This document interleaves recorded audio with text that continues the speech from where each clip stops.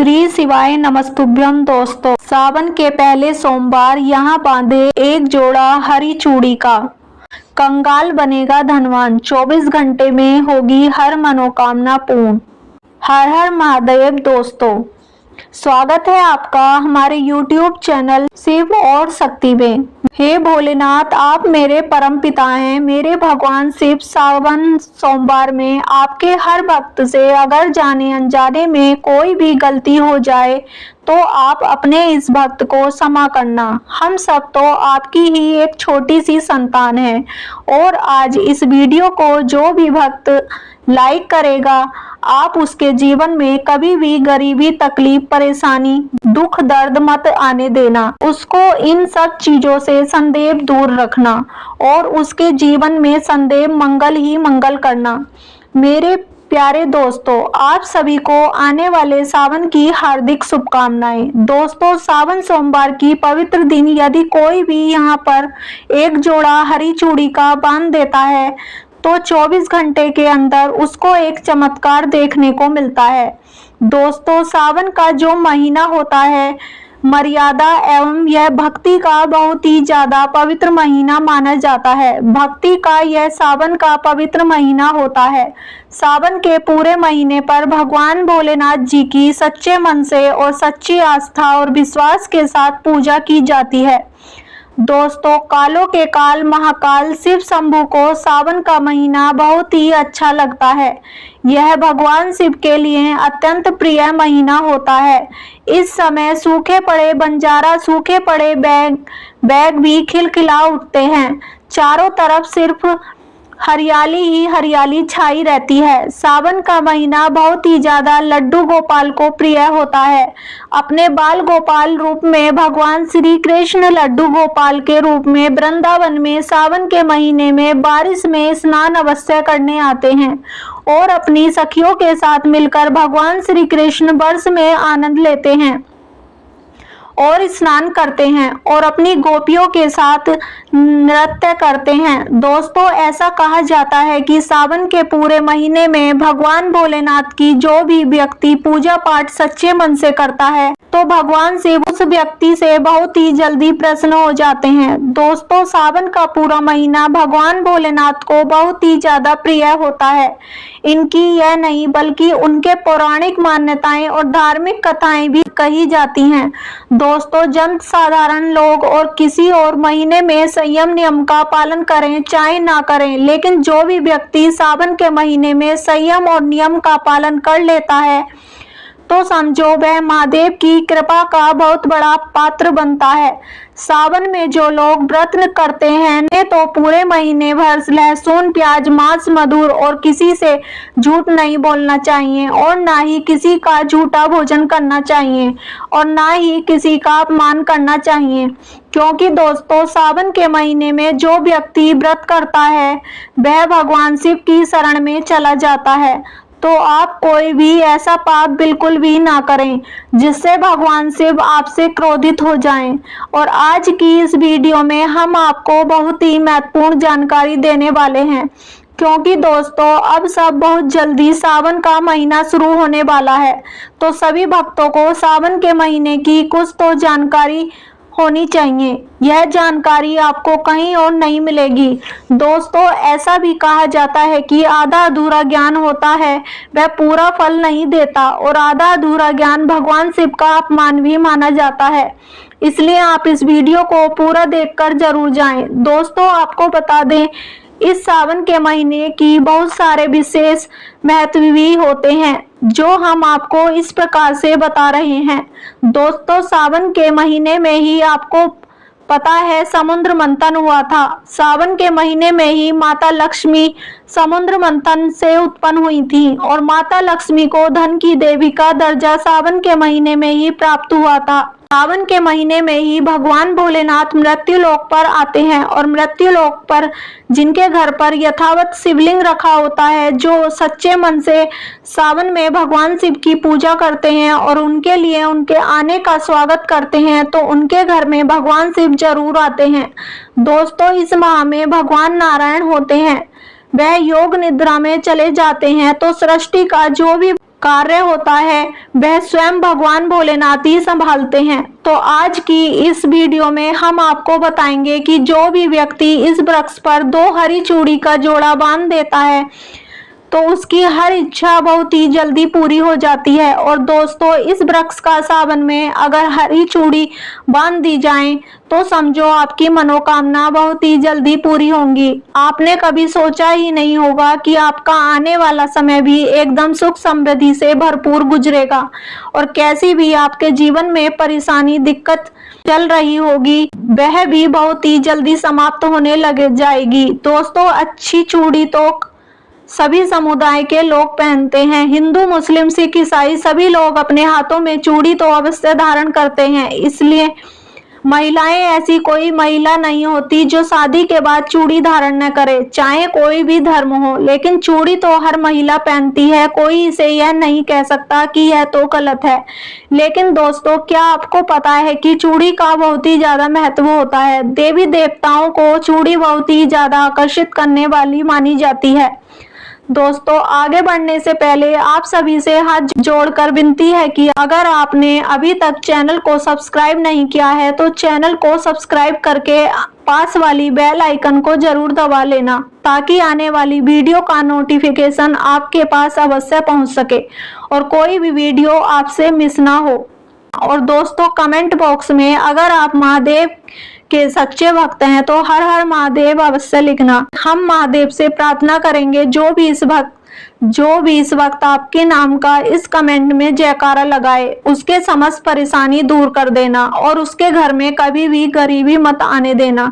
सदैव उसके घर में सुख समृद्धि बनाए रखना। तो दोस्तों, आपको बता दें, भगवान भोलेनाथ जी को यह जो 3 वृक्ष होते हैं वह अत्यंत ही प्रिय होते हैं। इस वृक्ष को जो भी व्यक्ति पूजा करता है तो यह समझो कि वह व्यक्ति साक्षात शिव जी की पूजा करता है और उनको इन वृक्षों की पूजा करने से शिव जी की पूजा करने के समान ही फल प्राप्त होता है। दोस्तों, इस वृक्ष के बारे में शास्त्रों में भी कहा जाता है कि मनुष्य जाति के जन्म कल्याण के लिए स्वयं भगवान भोलेनाथ ने और माता पार्वती ने इन वृक्षों के रूप में मृत्यु लोक पर अवतार लिया था, अर्थात मृत्यु लोक पर जन्म लिया था।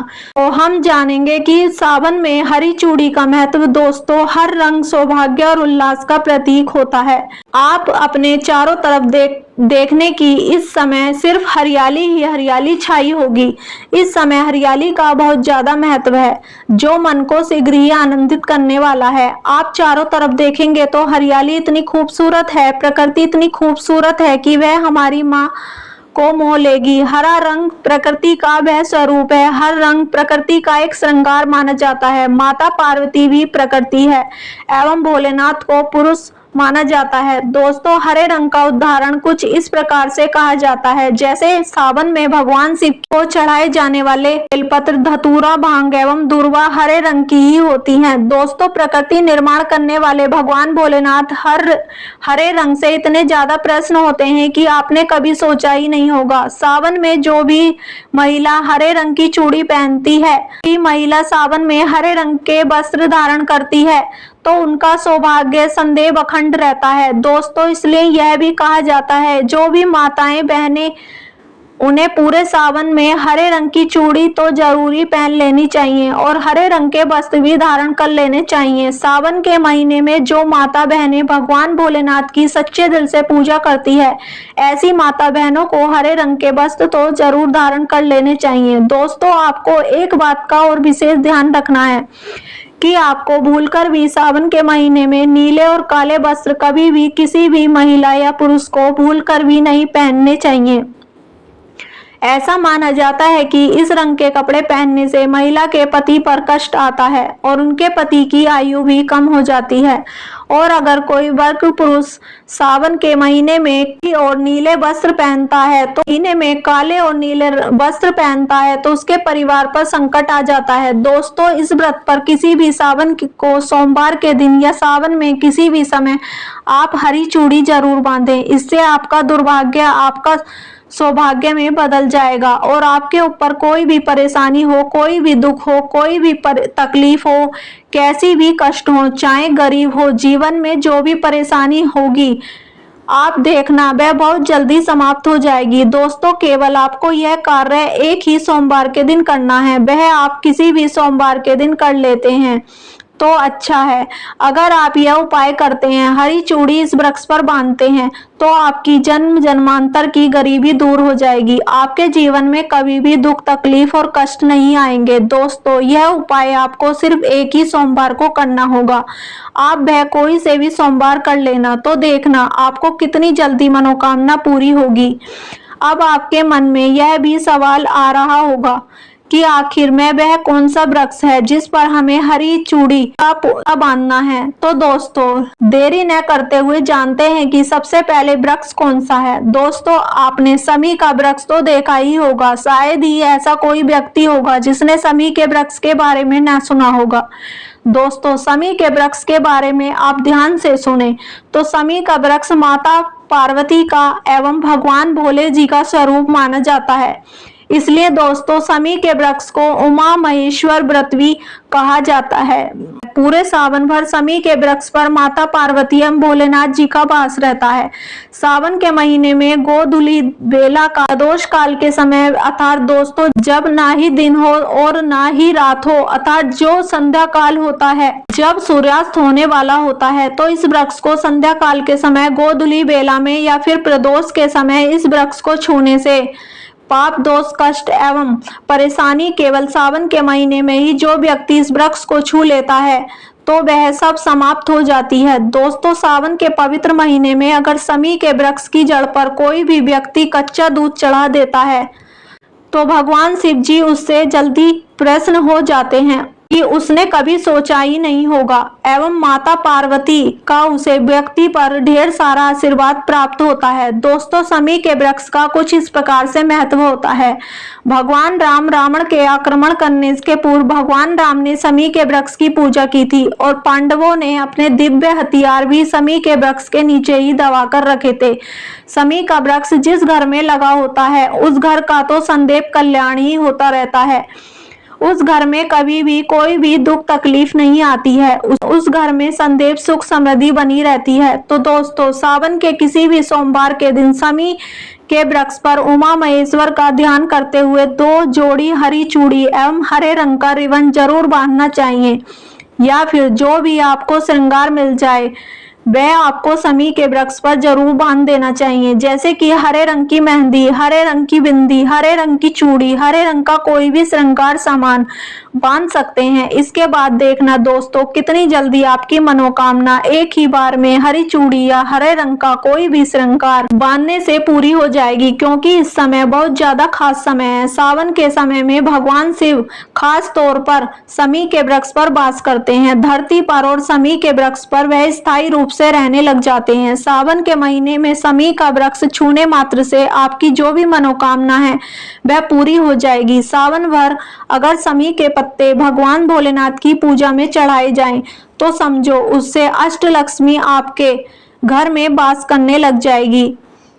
आपके घर में कैसी भी गरीबी होगी, दरिद्रता होगी, आपके घर में सब दूर हो जाएगी। आपकी दुख तकलीफ परेशानी गरीबी बीमारी जो भी होगी सब समाप्त हो जाएगी दोस्तों, और पूर्ण रूप से आपके घर में बहुत ही भौतिक सुख सुविधा आकर निवास करने लगेगी। दोस्तों, दूसरा वृक्ष है बेलपत्र का वृक्ष। दोस्तों, अगर बेल का वृक्ष भगवान शिव को बेलपत्र सावन में ना चढ़ाया जाए, सावन का व्रत अधूरा माना जाता है। बेल के पत्र के बिना भगवान शिव की पूजा भी अधूरी मानी जाती है, और बिना पत्र चढ़ाए ही शिवलिंग पर जल भी व्यर्थ ही हो जाता है। इसलिए जब भी आप भगवान शिव पर बेलपत्र चढ़ाएं तो 5 बेलपत्र पर उसके ऊपर भगवान श्री राम का नाम लिखकर उसको भगवान शिव पर चढ़ाने से जल्द ही वह हमसे बहुत ज्यादा प्रसन्न हो जाते हैं। दोस्तों, सावन में बेल वृक्ष छूने से कई तीर्थ का लाभ भी हमको मिल जाता है। सावन में इस वृक्ष को छूना क्यों है जरूरी, हम आपको इस जानकारी के बारे में बताते हैं। दोस्तों, यह जो बेल वृक्ष है वह माता पार्वती का स्वरूप कहा जाता है। तो यह वृक्ष माता पार्वती की पसीने से ही उत्पन्न हुआ था। दोस्तों, स्कंद पुराण में बहुत ही स्पष्ट तरीके से यह बताया जाता है कि इसके पेट में भगवान शिव और डाली में माता पार्वती और जद में ब्रह्मा एवं तन में भगवान नारायण जी स्वयं वास करते हैं। संध्या काल में ऐसा माना जाता है कि शिव मंदिर के समीप में जो बेल के वृक्ष हैं उनके नीचे अगर कोई भी व्यक्ति सावन के शाम के समय, वैसे तो इस वृक्ष के नीचे डेली आपको एक दीपक जलाना चाहिए, लेकिन अगर सावन के पावन दिनों में शाम के समय अगर भगवान शिव जी का कोई भी शिव मंदिर है और उसके किनारे कोई भी अगर बेल का वृक्ष है तो वहां पर बिल्कुल आप एक घी का दीपक जला दें। इससे आपको बहुत ही उत्तम फल की प्राप्ति होगी। वैसे अगर आप घी का दीपक जलाते हैं तो आपको धन, वस्तु एवं परम से भक्त की भी प्राप्ति हो जाती है। दोस्तों, इस वृक्ष को छूने से आपके पाप तत्काल नष्ट हो जाते हैं। बेल के वृक्ष की जो जड़ होती है, इसके जो मूल भाग होता है, उसमें समस्त तीर्थ आकर के निवास करने लग जाते हैं। इस वृक्ष के नीचे 1 महीने तक घी का दीपक पूरे सावन के महीने में अवश्य जलाना चाहिए। इससे संपूर्ण जितने भी तीर्थ होते हैं उससे घूमने के बराबर ही पुण्य की प्राप्ति मिलती है। दोस्तों, अब क्या करना है, सावन के शुभ मंगल के दिनों में इस वृक्ष को आपको छू करके आना है। माता पार्वती की प्रार्थना करनी है कि हे माता पार्वती, आप ही शक्ति स्वरूप हैं, धन लक्ष्मी हैं, धन की देवी हैं, आप ही संसार को चलाने वाली हैं। माँ, इस प्रकार से मैं आपसे प्रार्थना करती हूँ, इस वृक्ष को छू लेती हूँ। इसके बाद और बोलना है, मेरी गरीबी मिटाओ माता, मैं तो निर्धन हूँ, मेरी निर्धनता को मिटाएं। मेरे जीवन में चल रही जो भी परेशानियां हैं, दुख हैं, आप उसे सबको दूर करें। इस प्रकार प्रार्थना करते हुए आपको 1 कपूर और 1 लौंग को भी जला देना है और एक काम जरूर कर लेना है। जलाने के बाद इस वृक्ष को आपको बोलना है कि मैं भोग स्वरूप आपको धतूरे के पत्ते एवं धतूरे के फल समर्पित कर रही हूँ, आप इसे स्वीकार करें। और एक काम आपको जरूर करना है, आपको सावन के समय धर्म शास्त्र में कहा जाता है और गुरुदेव भी बताते हैं कि सावन के दिन में अगर बेल के वृक्ष की जड़ में मिश्रित युक्त मिश्री जो खड़ी खड़ी आप सभी दर्शकों को जरूर पता होगी, जो शक्कर टाइप की होती है लेकिन उसमें थोड़ी बड़ी होती है, आपको मिश्री डाला हुआ दूध अगर आप इनकी जड़ में डाल देंगे तो ऐसा करने से व्यक्ति अपने जीवन में कभी भी निर्धन नहीं होता। ऐसे व्यक्ति के जीवन में किसी भी प्रकार से अगर माता लक्ष्मी रुष्ट चुकी है तो ऐसे में माता लक्ष्मी उसे प्रसन्न हो जाती है और उसके जीवन में अपना आशीर्वाद बनाए रखती है। और दोस्तों, अगर आपके पास बेल का वृक्ष नहीं है तो आप इस नियम को नीम के वृक्ष पर भी कर सकते हैं, क्योंकि नीम के वृक्ष में माता लक्ष्मी का वास होता है। आपको दूध डालने के बाद प्रार्थना करनी है। दोस्तों, अब बात करते हैं नंबर 3, वह है धतूरे का वृक्ष। धतूरे का वृक्ष भगवान भोलेनाथ की उग्र रूप काल भैरव की अंश से उत्पन्न हुआ था। धतूरे के व्रत पर सावन के किसी भी सोमवार के दिन अगर कोई भी व्यक्ति 2 जोड़ी हरी चूड़ी बांध देता है तो उसे सारे कष्टों से छुटकारा बहुत जल्दी मिल जाता है। और दोस्तों, सावन सोमवार के दिन धतूरे के वृक्ष को छूने मात्र से भगवान शिव आपको जल्द ही नष्ट कर देते हैं और आपके ऊपर सदैव अपना आशीर्वाद बनाए रखते हैं। दोस्तों, अगर सावन के किसी भी शनिवार के दिन धतूरे के वृक्ष पर बाबा काल भैरव का ध्यान करते हुए हरी चूड़ी अगर आप बांध देंगे तो आपके घर से भूत प्रेत बहुत जल्द नष्ट हो जाएंगे। छोटे से धतूरे की जड़ अगर घर के किसी भी कोने में आप छुपा कर रख देते हैं तो फिर आप अपने घर की जमीन में गाड़ देते हैं तो आपके घर में भूत प्रेत इत्यादि का वास कभी भी नहीं रहेगा। आपके घर की सारी बाधाएं भगवान शिव हर लेंगे और आपके घर में सुख समृद्धि आएंगे। दोस्तों, सावन में आप इन वृक्षों को छूकर जरूर आना। भगवान शिव आपके ऊपर सदैव मेहरबान रहेंगे, आपकी भक्ति की कामना आराधना पूरी हो जाएगी। दोस्तों, अगर आप चाहते हैं महादेव की कृपा आप पर बनी रहे, आप महादेव को अपने घर पर बुलाना चाहते हैं तो कमेंट बॉक्स में भगवान शिव आपका स्वागत है, आपका श्रद्धा दिल से स्वागत करते हैं। हर हर महादेव, ओम नमः शिवाय, श्री शिवाय नमस्तुभ्यम जरूर लिखें। तो दोस्तों, यह थे सोमवार के दिन या सावन में जो भी दिन पड़ रहे हैं उनमें बताई गई नियमों का पालन करोगे तो देखना आपके घर में सारी सुख समृद्धि द्वारा आ जाएगी, आपके घर से गरीबी दूर हो जाएगी और दुख तकलीफ परेशानियां नष्ट हो जाएंगी। अच्छी लगी हो और वीडियो पसंद आई हो तो वीडियो को लाइक करके चैनल को सब्सक्राइब करके पास वाली बेल आइकन को जरूर दबा लेना। दोस्तों, अगर जाने अनजाने में हमसे कुछ गलती हो जाती है तो उसके लिए क्षमा करना। और दोस्तों, यहाँ तक बने रहने के लिए आपका बहुत बहुत धन्यवाद।